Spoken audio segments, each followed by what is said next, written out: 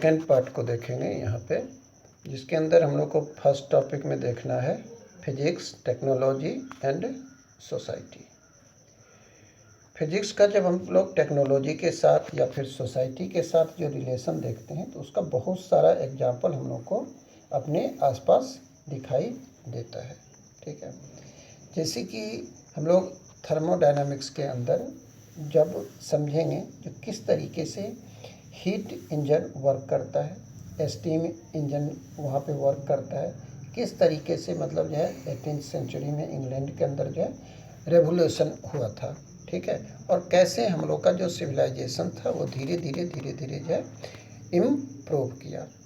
तो यहाँ पे देखेंगे जो बहुत सारा जो है या फिर हम लोगों का बहुत इम्पोर्टेंट रोल जो है इसमें किसका था, फिजिक्स का था। ठीक है, फिजिक्स जो है बहुत सारे मशीनरी से रिलेटेड नॉलेज को वहाँ पे मतलब जो है इम्प्लीमेंट किया और बहुत सारे मशीनरी वगैरह का इन्वेंशन जो है हम लोग को वहाँ पे हुआ है और धीरे धीरे हमारा टेक्नोलॉजी जो है डेवलप हुआ। जो हमारा प्रोडक्शन रेट पहले कम था वो प्रोडक्शन रेट अभी के समय में काफ़ी बढ़ गया। तो इन सारी चीज़ों में हम लोग देखते हैं जो यहाँ पे फिजिक्स जो है अपना इम्पोर्टेंट रोल प्ले करता है। जैसे यहाँ चार्ट पेपर में कुछ आपका दिया हुआ है जो साइंटिस्ट के द्वारा जो है क्या क्या कंट्रीब्यूशन किया गया। तो जैसे कि आर्किमिडीज के द्वारा, ठीक है, जो मेजर कंट्रीब्यूशन है या फिर डिस्कवरी है वो जैसे कि है प्रिंसिपल ऑफ बायोंसी। बायोंसी यानी कि मतलब जो है लिक्विड के द्वारा जो फोर्स अपवर्ड डायरेक्शन में लगाया जाता है उसको हम लोग बायोंसी कहते हैं। तो इससे रिलेटेड जिससे हम लोग जो ऑब्जेक्ट के डेंसिटी वगैरह से रिलेटेड फार्मूला वगैरह निकालने में जो हेल्प होता है वो आर्किमिडीज के द्वारा दिया गया, जो कहाँ के साइंटिस्ट थे, ग्रीस के। उसके बाद गैलीलियो गैलीली, उनके द्वारा लॉ ऑफ इनर्शिया दिया गया, इटली के रहने वाले थे। ठीक है, Isaac Newton, universal law of gravitation दिया गया। माइकल फैराडे, इलेक्ट्रोमैग्नेटिक इंडक्शन से रिलेटेड लॉ उनके द्वारा दिया गया। उसके बाद जैसे कि रॉन्गटन एक्सरे, ठीक है, ये जो है जर्मनी के द्वारा। जेसी बोस, उनके द्वारा जो है अल्ट्रा शॉर्ट रेडियो वेव्स के बारे में, जो इंडिया के रहने वाले थे, दिया गया। इस तरीके से देखते हैं बहुत सारे जो साइंटिस्ट जो है जो फिजिसिस्ट थे उन लोगों ने बहुत सारे जो है डिस्कवरी किए और जिसका हम लोग जो है अभी जनरल लाइफ में क्या करते हैं, यूज़ करते हैं। ठीक है, इसमें और सारे भी बहुत सारे हैं यहाँ पे दिया हुआ, जैसे कि विक्टर फ्रांसिस हेस, जिसमें कॉस्मिक रेडिएशन के बारे में, जो ऑस्ट्रेलिया के रहने वाले थे, दिया गया। आर.ए. मिलिकन जो है उनके द्वारा जो है इलेक्ट्रॉनिक चार्ज के मेजरमेंट के लिए जो है कंसेप्ट दिया गया। सी.वी. रमन के द्वारा जो है स्कैटरिंग ऑफ लाइट मॉलिक्यूल्स के द्वारा जो कैसे होता है उन सब के बारे में तो बहुत सारे जो है मतलब यहाँ पे जो है आपके दिए हुए हैं कंट्रीब्यूशन जो साइंटिस्ट के नाम के साथ। अब यहाँ पे जो है हम लोग ये बात तो समझ गए जो फिजिक्स का जो है हमारे सोसाइटी में या फिर टेक्नोलॉजी के डेवलपमेंट में बहुत बड़ा रोल है। ठीक है, इसके बिना जो है हम लोग जो है आज जो एरोप्लेन पे मूव करते हैं, रेलगाड़ी पे चलते हैं या बहुत सारे मशीनरी जो मतलब ऑटोमेटिक मशीनरी जो इंडस्ट्री के अंदर यूज होते हैं वो बिना फिजिक्स का जो है पॉसिबल नहीं था। ठीक है, अब यहाँ पे है हम लोग देखते हैं फंडामेंटल फोर्सेस इन नेचर, यानी कि नेचर के अंदर जो है जो फंडामेंटल फोर्स है, ठीक है, उसका क्या इम्पोर्टेंट रोल है और किसको हम लोग करते हैं। तो उस पिछले क्लास में हम लोग सिंपली पढ़े हुए हैं, जो किसी ऑब्जेक्ट को पुश या पुल करते हैं तो क्या होता है हम लोग के द्वारा जो है मतलब जो है ऐसा माना जाता है जो फोर्स लगाया गया। ठीक है, उसको मतलब जो है एक्सपीरियंस करते हैं। तो यहाँ पे क्या है उस फोर्स का क्या इम्पैक्ट हो सकता है, तो फोर्स का इम्पैक्ट के बारे में भी हम लोग पढ़ चुके हैं। जो फोर्स के द्वारा हम लोग क्या कर सकते हैं, बहुत सारे मतलब जो है वर्क जो है हम लोग जो है उसके द्वारा कर सकते हैं। किसी ऑब्जेक्ट के डायरेक्शन को चेंज कर सकते हैं, उसके शेप को चेंज कर सकते हैं। ठीक है, तो यहाँ पे क्या है जो हम लोग जो है जो फोर्स के बारे में पढ़ रहे हैं पहले, तो इससे अब इसके क्लासिफिकेशन को भी देखेंगे, उसके अंदर जो जो डिफरेंट काइंड्स ऑफ फोर्स आते हैं उसके बारे में भी देखेंगे।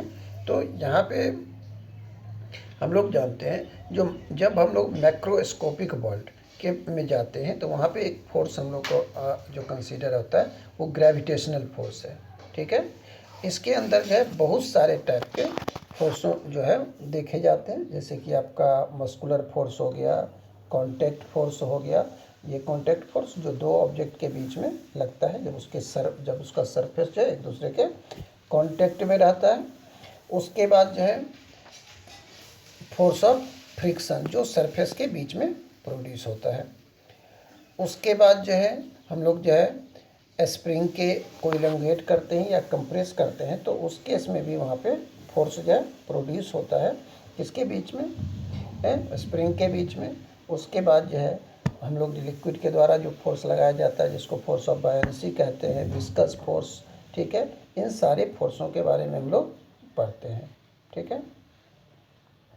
उसके बाद आप आ जाइए यहाँ पे, जो आपका जो है इलोंग्रेस कंप्रेस्ड हो गया। यहाँ पे अब नेक्स्ट जो है हम लोग देखते हैं ग्रेविटेशनल फोर्स के बारे में।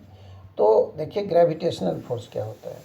तो किसी भी दो ऑब्जेक्ट के बीच में, ठीक है, ठीक है, मास के कारण जो है, उसके मास के कारण जो फोर्स एग्जर्ट होता है, ठीक है, एट्रैक्शन की वजह से, वो हमारा ग्रेविटेशनल फोर्स कहलाता है। यूनिवर्स के अंदर जो भी ऑब्जेक्ट हैं वो क्या करते हैं, एक दूसरे ऑब्जेक्ट पे क्या करते हैं, फोर्स लगाते हैं, ठीक है।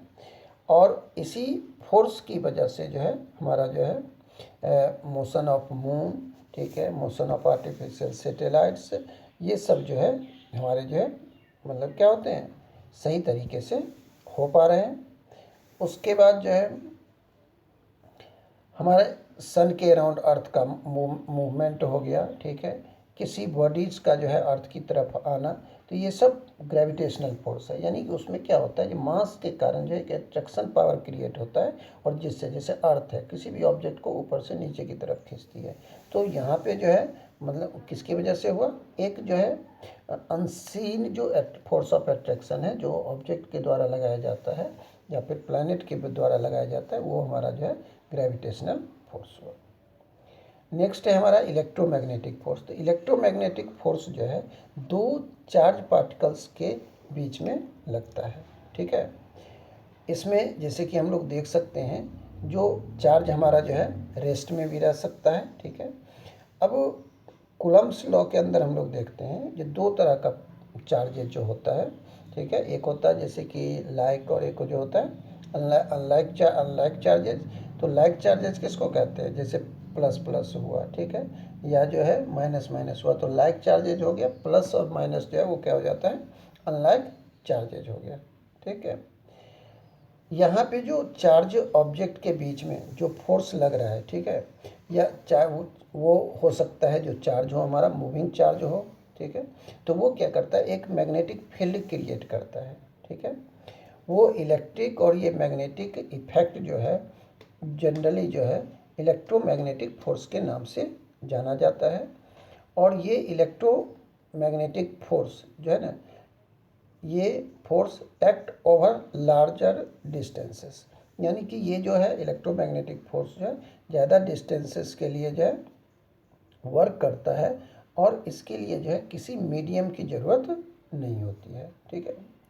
और ये जो फोर्स होता है हमारा, ये मतलब जो है स्ट्रॉन्ग होता है किसके कंपैरिजन में, ग्रेविटेशनल फोर्स के कंपैरिजन में, ठीक है।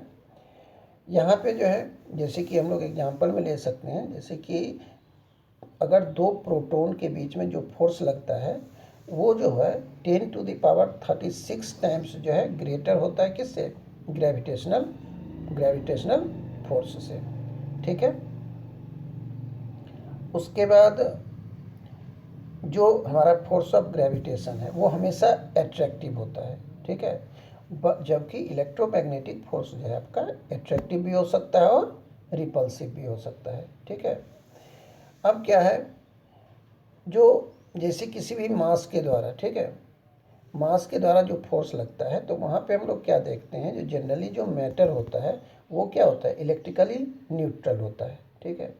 और इसके जो इलेक्ट्रिक फोर्स जो होता है लार्जली जीरो होता है, जबकि जो हमारा ग्रेविटेशनल फोर्स होता है डोमिनेट करता है किसको, टेरेस्ट्रियल फेनोमेनन को, ठीक है। वो जो मतलब जो है ऑब्जेक्ट के बीच में वहाँ पे क्रिएट होता है, ठीक है।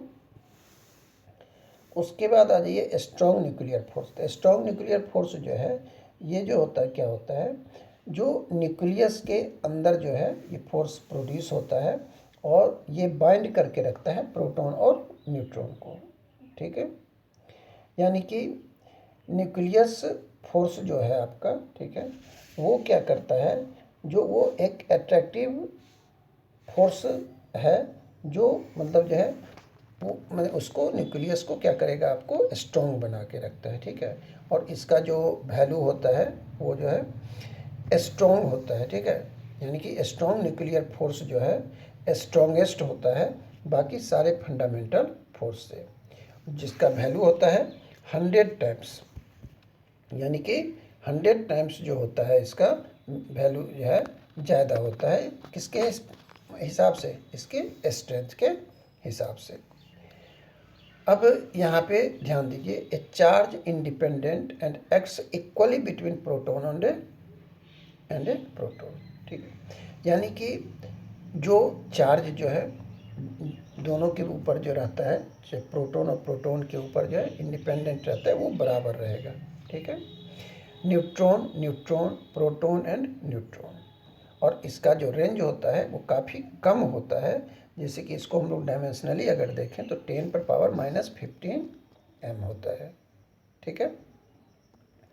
अब है weak nuclear force.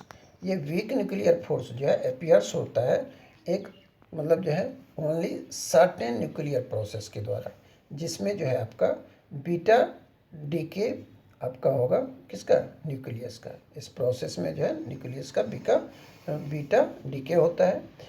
Beta decay के अंदर क्या होता है, जो न्यूक्लियस जो है क्या करता है, इमिट करता है इलेक्ट्रॉन को, ठीक है। और अनचार्ज पार्टिकल्स जो इसका जो होता है उसको हम लोग न्यूट्रिनो कहते हैं। क्या कहते हैं, न्यूट्रिनो कहते हैं। और वीक न्यूक्लियर फोर्स जो है ये not as weak as the gravitational force.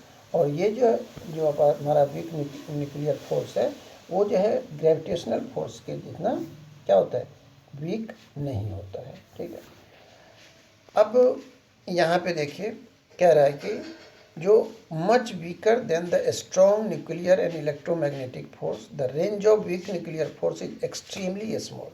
और जो रेंज होता है हमारा जो है वीक न्यूक्लियर फोर्स का, वो जो है 10⁻⁻ जो है आपका जो है 16 m के बराबर होता है। अब कुछ यहाँ पे पढ़ना है, टुवार्ड्स यूनिफिकेशन ऑफ फोर्सेस, ठीक है। ये जो यूनिफिकेशन है यानी मतलब जो है बहुत ज़्यादा ही इसका जो है बेसिक क्वेश्चन है फिजिक्स के अंदर। इसको जो है हम लोग जो है डिफरेंट वे में समझने की कोशिश करेंगे। इसके अंदर जो है बहुत सारे थ्योरीज और डोमेन हैं। इसमें जो मेन यूनिफिकेशन के अंदर क्या होता है, एक जो है कॉमन लॉ डेवलप किया जाता है जिसके द्वारा बहुत सारे प्रॉब्लम को, बहुत सारे मतलब जो है फिजिकल जो है कंसेप्ट को समझने की कोशिश की जाती है। जैसे कि हम लोग देखते हैं, the experimental discoveries of Oersted and Faraday so that electric and magnetic phenomena are in general inseparable. यानी कि एक डिस्कवरी में ऑर्स्टेड और फैराडे के द्वारा दिखा दिया गया जो इलेक्ट्रिक और मैग्नेटिक फेनोमेनन जो है वो क्या होते हैं, जो उसमें कुछ सिमिलरिटी होते हैं, ठीक है। उसके बाद जो है जैसे कि मैक्सवेल के द्वारा जो है यूनिफाइड किया गया इलेक्ट्रोमैग्नेटिज्म एंड ऑप्टिक्स, ठीक है, जिसके द्वारा जो है डिस्कवरी जो है लाइट वेव के बारे में हुआ, जिसको जो है जिस light is an electromagnetic wave, जहाँ से हम लोग को ये पता चला, ठीक है। उसके बाद जो है आइंस्टीन के द्वारा भी अटेम्प्ट किया गया unify gravity and electromagnetism but could not success in the venture. लेकिन जब वो सफल नहीं हो पाया, इस तरीके से देखते हैं साइंटिस्ट के द्वारा जो है एक ऐसे लॉ को निकालने की कोशिश की जा रही है जिसमें क्या है, जो आपको जो है एक कंसेप्ट के द्वारा बहुत सारा प्रॉब्लम जो है सॉल्व करने का मतलब सॉल्व किया जा सकता है, ठीक है। और अभी इस पर कोशिश भी चल रही है। नेचर ऑफ फिजिकल लॉ, तो फिजिसिस्ट जो भी हैं, ठीक है, वो पूरे यूनिवर्स पे अपना ध्यान दिए हुए हैं, ठीक है, वो उनके बारे में इन्वेस्टिगेशन कर रहे हैं, ठीक है। और जो मतलब जो है इन्वेस्टिगेशन हो रहा है वो साइंटिफिक प्रोसेस के द्वारा हो रहा है। उसमें जो है मतलब जो है पार्टिकल्स के हर रेंज को लिया जा रहा है, चाहे वो पार्टिकल्स साइज में काफ़ी छोटे हों या साइज में काफ़ी बड़े हो, जिसके बारे में हम लोग पहले देखे थे। इसमें जो है हमारा फिजिकल फेनोमेनन जो है वो गवर्न किया गया बाय डिफरेंट फोर्सेस के द्वारा, ठीक है।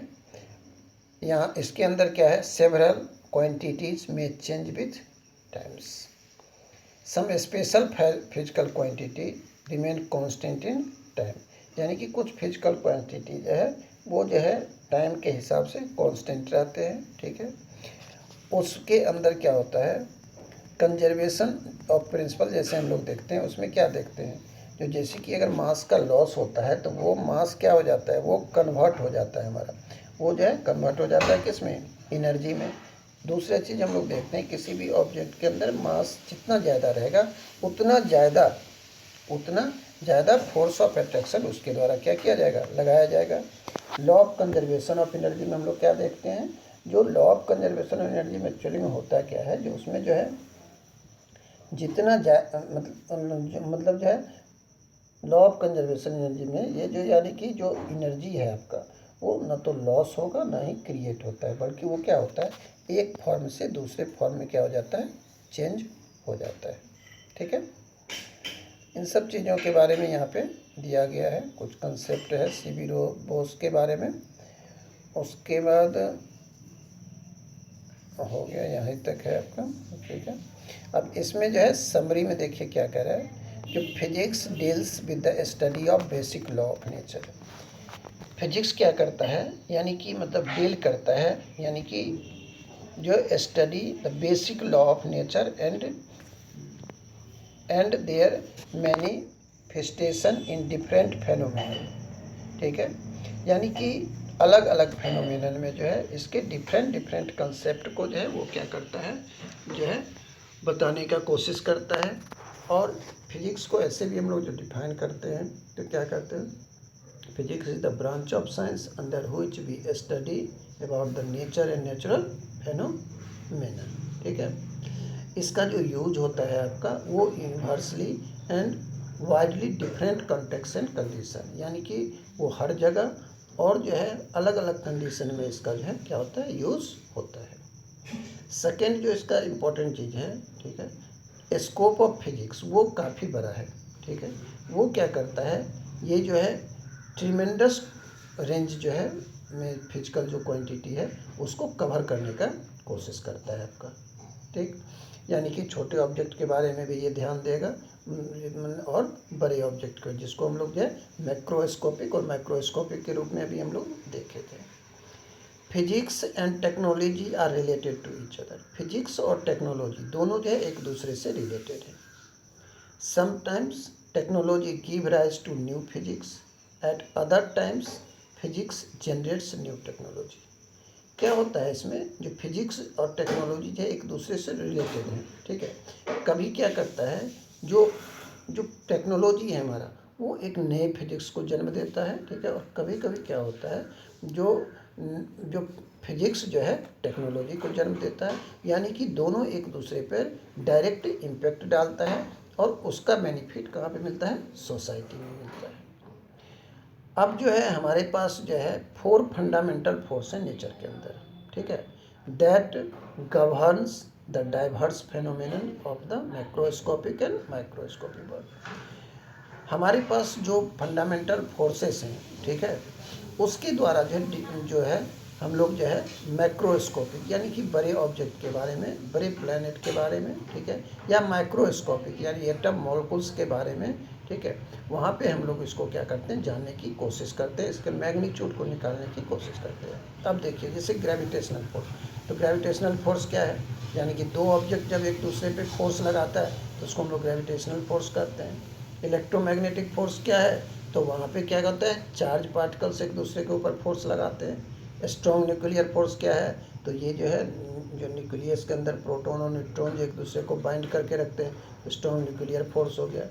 Weak nuclear force beta day में जो है उसको हम लोग देखते हैं वीक न्यूक्लियर फोर्स।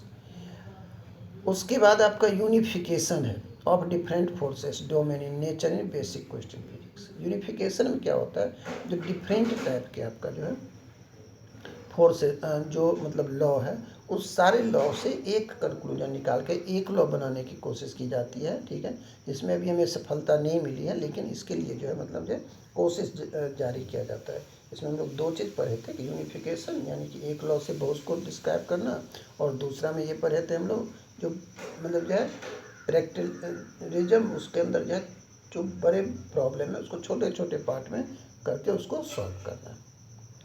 उसके बाद जो है physical quantity that remains unchange in a process are called conserve quantity. ठीक है, फिजिकल क्वांटिटी जो है, ठीक है, दैट रिमेन अनचेंज, वो हमेशा अनचेंज रहता है। ठीक है, उसको हम लोग कहते हैं कंजर्व क्वांटिटी। ठीक है, जैसे कि जनरल कंजर्वेशन ऑफ लॉ में हम लोग देखते हैं। ठीक है, nature include the law of conservation of mass, यानी कि law of conservation of mass में देखते हैं हम लोग रिएक्टेंट से पहले। ठीक है, यानी कि जब दो को रिएक्ट करवाते हैं हम लोग, तो देखते हैं बिफोर रिएक्शन और आफ्टर रिएक्शन जो है वो क्या होता है, वो जो है हमारा जो है मास हमेशा इक्वल होता है। एनर्जी में क्या होता है, एनर्जी ना डिस्ट्रॉय होता है ना ही मतलब क्रिएट होता है, जबकि एक फॉर्म से दूसरे फॉर्म में चेंज होता है। लीनियर मोमेंटम में आप जब देखिएगा तो लीनियर मोमेंटम में क्या होता है, जब मोमेंटम बिफोर द मोमेंटम, ठीक है, बिफोर द कोलिजन और आफ्टर द कोलिजन दोनों हमेशा क्या होता है, इक्वल होता है। ठीक है, उसके बाद है आपका angular momentum, charge, parity, etc, ये सब जो है कुछ कंजर्वेशन जो है, ठीक है, ये सब जो है लॉ ऑफ कंजर्वेशन के अंदर आते हैं। ठीक है, सम कंजर्वेशन लॉ, लेकिन कुछ कंजर्वेशन लॉ जो है, ठीक है, कुछ फंडामेंटल फोर्स के लिए सही है, बट सारे के लिए ये जो है सही नहीं है। उसके बाद है आपका जो conservation law have a deep connection with symmetry of nature.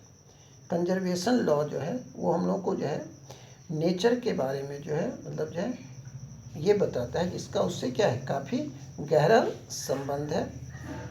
इसको symmetry of the space and time and other type of symmetry play a certain role in modern theory of fundamental forces in nature. तो उसका जो है space से time से जो है इस तरीके का कनेक्शन है। ठीक है, जो ये क्या करता है, एक सिमेट्रिक सेंट्रल रोल प्ले करता है modern theory of fundamental forces के अंदर। ठीक है, बाकी रेस्ट अगले में देखेंगे।